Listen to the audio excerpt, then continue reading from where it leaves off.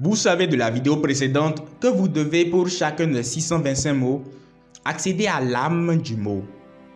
Et comme vous l'auriez compris, l'âme d'un mot est différent lorsqu'on passe d'une personne à une autre.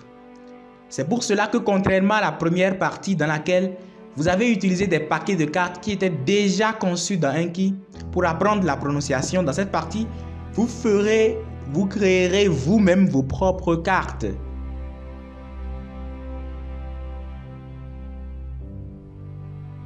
Remarquez en effet que la structure et la prononciation sont figées et universelles, alors que la représentation, les associations d'images sur images pour un mot, de même que la connexion personnelle constituée des expériences personnelles par rapport au mot, sont différentes si on passe d'une personne à une autre. Ainsi, dans le paquet de cartes que vous installerez cette fois-ci, il y aura juste 2 cartes déjà enregistrées qui vous serviront de modèle. Je vous donnerai donc dans un dossier 2 fichiers en plus. Le premier fichier sera un fichier PDF qui contiendra les 625 mots les plus fréquents de la langue. C'est le fichier de la structure des mots. Dans le deuxième dossier, vous aurez la prononciation de chacun des 625 mots de la langue. Pour ajouter les images, vous devriez donc taper dans Google Images la structure du mot. Je vous montrerai comment faire dans la vidéo suivante de façon concrète. Et choisir une ou 2 images ou plusieurs même en fonction du mot et de ce qui résonne avec vous. Ce simple exercice de recherche personnelle des images qui résonnent avec vous commencera déjà à former votre association d'images du mot. La connexion personnelle, vous n'aurez peut-être pas besoin de l'insérer, mais vous devriez faire un travail de brainstorming pour réveiller vos propres expériences avec ce que représente le mot. Si vous voulez, évidemment, vous pourriez mettre une petite note sur la carte pour vous rappeler. Je vous montrerai également comment le faire. Ainsi, pour le travail de brainstorming afin de réveiller les connexions personnelles, vous pourriez vous poser les questions suivantes. Pour les noms concrets, je veux parler des noms comme dog. Par exemple, vous pourriez vous demander, c'est quand la dernière fois que j'ai vu ça? C'est quand la première fois que j'ai vu? C'est quand la première fois que j'ai acheté? Est-ce que j'en possède un ou une? Ou est-ce que je connais quelqu'un qui possède un ou une? Pour les noms un peu abstraits, vous pourriez vous demander comment cela m'a affecté? Ou est-ce que j'ai déjà expérimenté ce genre de choses? Les noms comme crise économique par exemple, évidemment vous n'aurez pas ce mot-là parce que ce n'est pas un mot vraiment concret. Et comme je vous l'ai dit, nous apprendrons pour l'instant les mots concrets.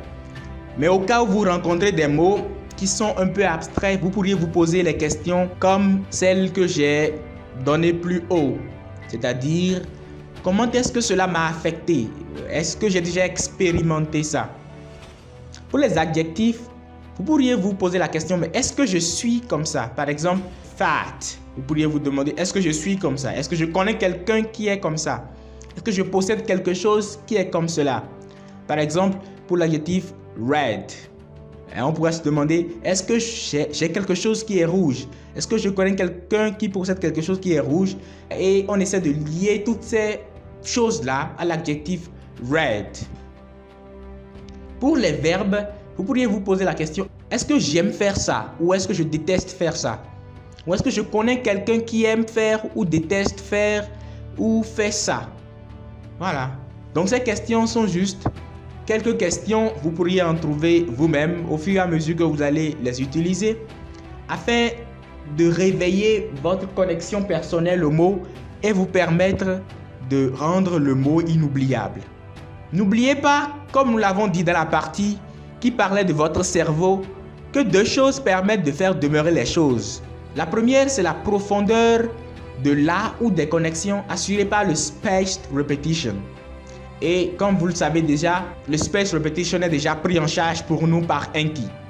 La deuxième, c'est la diversité des connexions avec les systèmes mnémoniques que vous déployez à travers la signification à l'aide des images qui font un premier niveau de diversification et la connexion personnelle qui diversifie encore plus. Par ailleurs, il y a 4 autres puissantes façons de générer des liens que vous ne pouvez pas percevoir maintenant. En fait, quand vous aurez atteint 100 mots dans votre Anki sur les 625 mots, Je vous ferai visionner la vidéo qui explicite ces 4 éléments de mnémotechnie. Ce sont vraiment des éléments qui vous font passer à un autre niveau de mémorisation. Je vous donne quelques exemples de liens personnels avec des mots que j'ai appris alors que j'étais à cette partie-là lorsque j'apprenais allemand. Par exemple, on a Bauernhof. Bauernhof. Je l'ai lié à un ami qui s'appelle Désiré. En fait, Bauernhof, ça veut dire voilà, une ferme. Alors que j'ai un ami, voilà, Désiré, qui vient d'une famille où ils sont en gros des fermiers. Voilà. Et donc, je ne peux jamais oublier Bauernhof. Il suffit juste que je me rappelle de mon ami Désiré et je vais me rappeler de Bauernhof. Il y a aussi le mot Käse. Käse. Käse qui veut dire fromage. Et le premier lien que j'ai fait, c'est Peul. Il y a une ethnie qu'on appelle les Peuls qui sont connus spécialement pour fabriquer le fromage, puisque c'est un peuple plus ou moins nomade dont une caractéristique principale, c'est l'élevage des bœufs et des vaches. La deuxième connexion que j'ai faite, c'est que j'aime bien manger du fromage.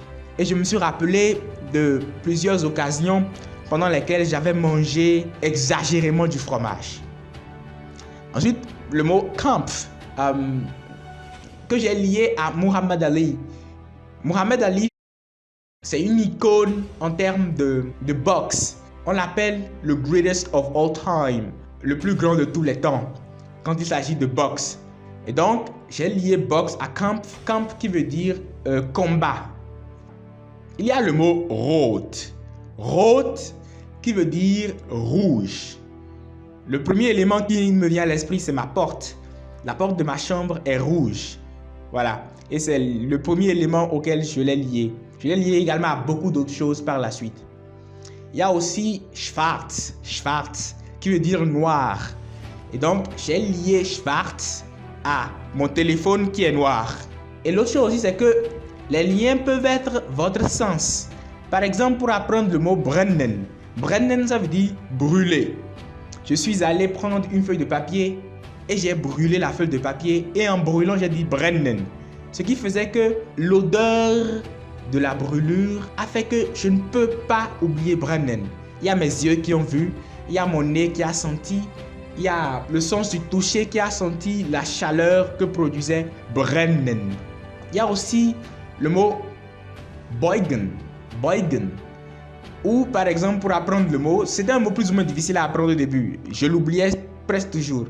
Mais beugen, ça veut dire s'étirer. Donc, je me suis levé pendant que j'apprenais le mot et je me suis étiré plusieurs fois. J'ai associé les mouvements de mon corps au mot beugen, ce qui fait que je ne peux plus l'oublier. Il suffit que je me rappelle de mon corps qui s'étire et je me rappelle de beugen.